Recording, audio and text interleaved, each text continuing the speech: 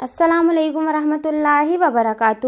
ایک جنگل کے اندر ایک نہایت ہی غریب لڑکا اور اس کی ماں رہتی تھیں۔ لڑکا جنگل سے لکڑیاں اکٹھی کر کے شہر بیچ آیا کرتا تھا۔ جو بھی پیسے ملتے تھے وہ ماں کو آ کر دے دیتا اور اس کی ماں ان پیسوں سے گھر چلایا کرتی تھی۔ لڑکا کافی رحم دل تھا۔ ایک بار اس کی ماں نے اسے کچھ پیسے دیے اور کہا شہر سے چاول لیتے آنا۔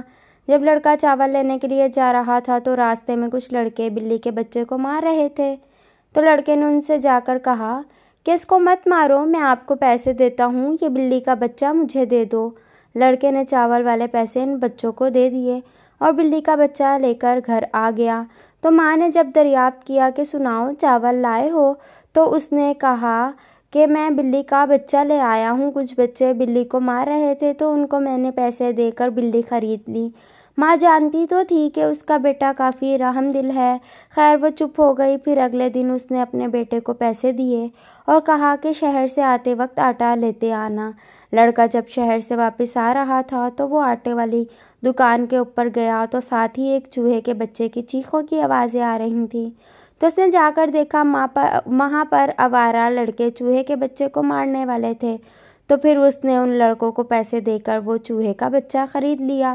پھر گھر آ گیا تو ماں کے دریافت کرنے پر اس نے کہا امی جان، لڑکے اس کو مارنے والے تھے، میں نے ان کو آٹے والے پیسے دے کر چوہے کے بچے کی جان بچا لی اور اسے ساتھ لے آیا۔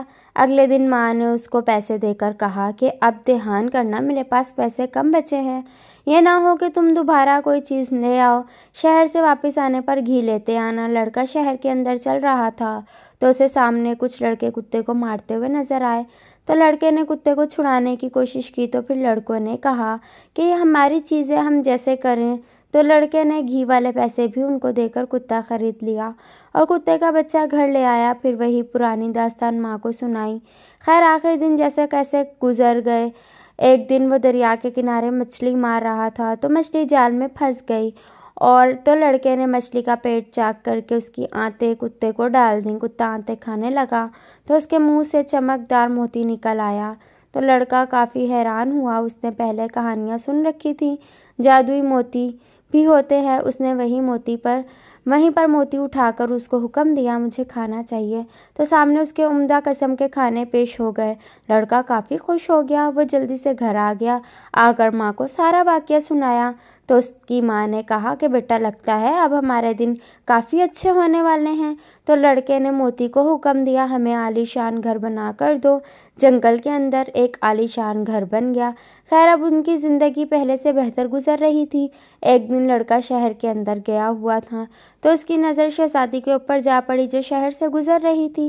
اس نے جیسے ہی شہزادی کو دیکھا تو دل دے بیٹھا۔ اس نے گھر آ کر ماں کو کہا کہ میں نے بادشاہ کی بیٹی سے شادی کرنی ہے، تو ماں نے کہا کہ بیٹا ہم بادشاہ کے لیول جتنا نہیں ہے، اگر میں بادشاہ کے پاس جا کر شہزادی کا رشتہ مانگوں گی تو وہ مجھے پھانسی پر لگا دے گا۔ لڑکے نے کافی ضد کی تو اس کی ماں مان گئی۔ اس کی ماں بادشاہ کے محل کے باہر جا پہنچی اور جا کر وزیر سے کہنے لگی مجھے بادشاہ سے ملاقات کرنی ہے، مہربانی کر کے مجھے بادشاہ سے ملاقات کرنے دیجیے۔ وزیر اندر لے گیا تو وہاں جا کر اس کی ماں نے بادشاہ سے کہا کہ میرا ایک بیٹا ہے، وہ آپ کی بیٹی کو پسند کرتا ہے اور میں آپ کی بیٹی کا رشتہ مانگنے آئی ہوں۔ تو بادشاہ اسی وقت غصے میں آ گیا۔ اس نے کہا اس گستاخ عورت کو پھانسی کی سزا دی جائے ابھی کے ابھی۔ تو وہاں پر وزیر ٹھہرا ہوا تھا، اس نے بادشاہ کو کہا اگر کوئی اور بھی آ جاتا ہے آپ کی بیٹی کا رشتہ مانگنے تو کیا آپ سب کو پھانسی لگاتے جائیں گے؟ اس سے آپ کی رعایا میں غصہ بھر آئے گا اور وہ باغی ہو جائیں گی، مہربانی کر کے اس کو ایک ایسی شرط بتائیں جو یہ پوری نہ کر سکے۔ تو بادشاہ نے اس کی ماں سے کہا کہ اگر سونے سے لدے ہوئے 50 اونٹ لے آئے تو میں اپنی بیٹی کی شادی آپ کے بیٹے سے کر دوں گا۔ ماں سیدھا بیٹے کے پاس چلی آئی اور آ کر بیٹے کو ساری کہانی سنائی۔ تو بیٹے نے پتھر کو کہا کہ 50 سونے کے لدے ہوئے اونٹ حاضر کیے جائیں۔ جیسے ہی اس کے منہ سے بات نکل رہی تھی تو سامنے 50 سونے کے لدے ہوئے اونٹ حاضر ہو گئے۔ تو اس کی ماں سونے کے اونٹ لے کر بادشاہ کے دربار میں پہنچ گئی۔ تو بادشاہ نے جیسے ہی اونٹ دیکھے تو وہ کافی حیران ہو گیا۔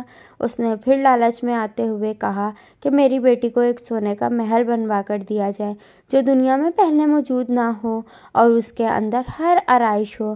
لڑکے کی ماں گھر چلی آئی اور آ کر بیٹے کو کہا کہ بادشاہ نے ایک نئی شرط رکھی ہے کہ سونے کا محل بنا کر دیا جائے جس میں دنیا کی ہر آرائش موجود ہو۔ لڑکے نے پتھر کو کہا کہ مجھے ایک سونے کا محل چاہیے اور اس میں دنیا کی ہر آرائش موجود ہو۔ جیسے ہی اس نے کہا، ایک خوبصورت محل سونے کا بنا ہوا نمودار ہو گیا۔ بادشاہ کو محل دکھایا گیا تو بادشاہ کافی حیران تھا۔ پھر اس نے اپنی بیٹی کی شادی اس لڑکے سے کر دی۔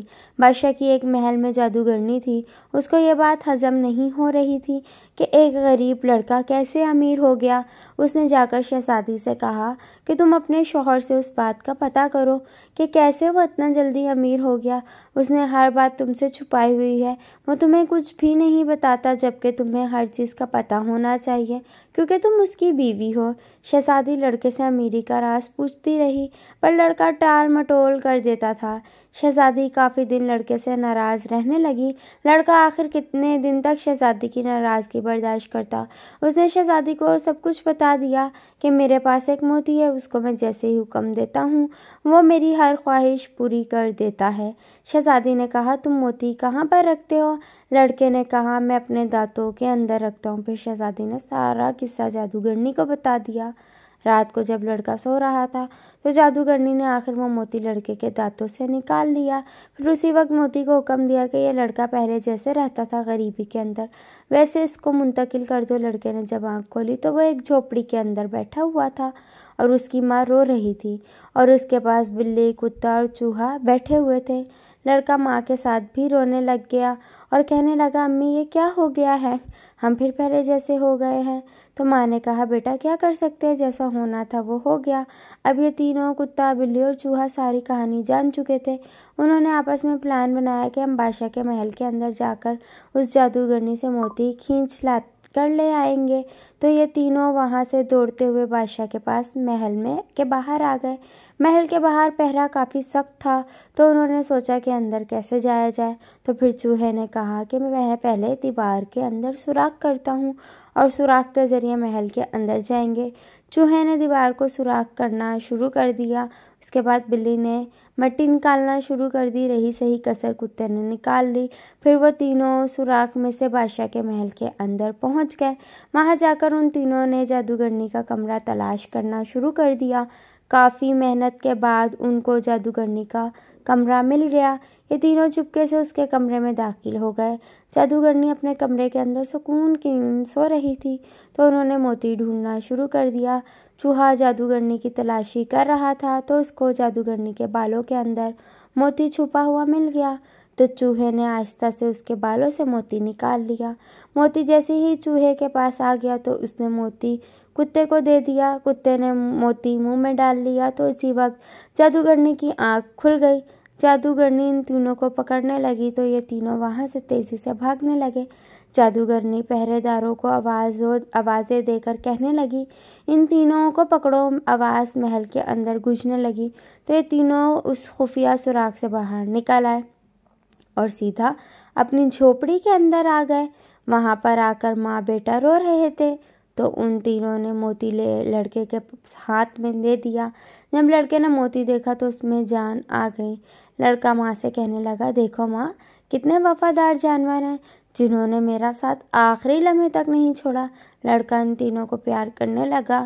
لڑکا موتی کو حکم دینے ہی لگا تھا کہ شہزادی اور محل پہلے جیسے ہو جائیں، لیکن اس کی ماں نے روک لیا، بیٹا شہزادی تمہارے ساتھ بے وفائی کر چکی ہے اور وہ دوبارہ بھی کر سکتی ہے۔ تو پھر لڑکے نے موتی کو حکم دیا بادشاہ کا محل دنیا سے غائب ہو جائے اور ساتھ ہی جادوگرنی بھی جیسے ہی اس نے موتی کو حکم دیا محل دنیا سے غائب تھا۔ پھر لڑکے نے ایک غریب لڑکی سے شادی کر لی اور اپنے لیے عالیشان محل بنوایا۔